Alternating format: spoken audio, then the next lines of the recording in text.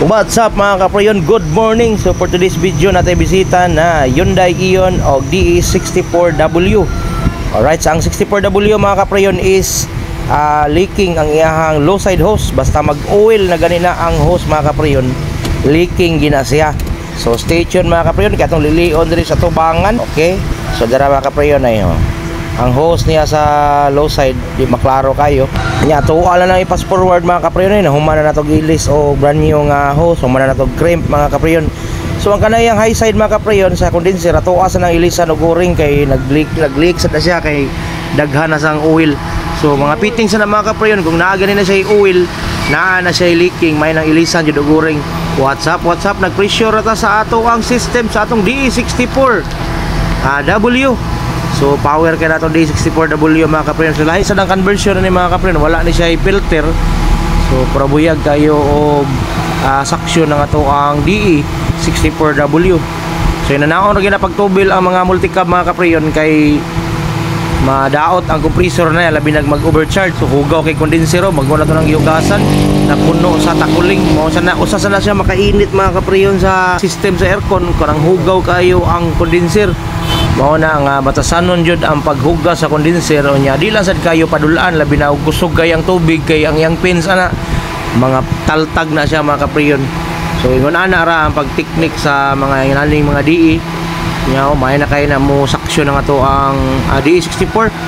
Stable na ang yang suction hasta ang yang high pressure okay na kayo. So naka trip off na siya mga kaprayon. Okay, so at nataw datong sukdo nagibugnawon kung makapasar ba sa malanerd cool na lamig ang ato ang DE64W ni trip off na mga kaprayon. So yun ana ra gina siya mga kaprayon, ni trip on na sa dugbalik piti kay siya mga kaprayon. Ngayon na humana po dahil nato og ilis ang iyahang o-ring sa iyang condenser, sa iyang compressor o sa iyang evaporator diri sa fittings sa iyang low o high side nga mga tubo. So yung ana mga kaprayon, lipot ta diri sa tubangan mga kaprayon kay sukdo na tong gibugnawon. Alright mga kaprayon, diara the moment of truth atong tanaw ng ato ang DE64W. Bang!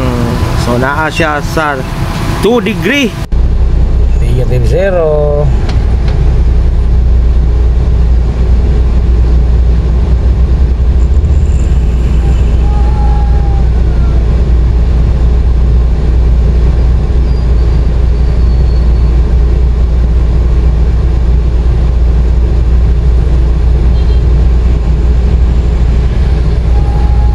Negative 3 64W siya mga kaprayon na humana gyud atong DE64W nga gikan ni sila og lutupan. So naa sa negative bukto to negative 3 ang temperature sa ilang DE64W.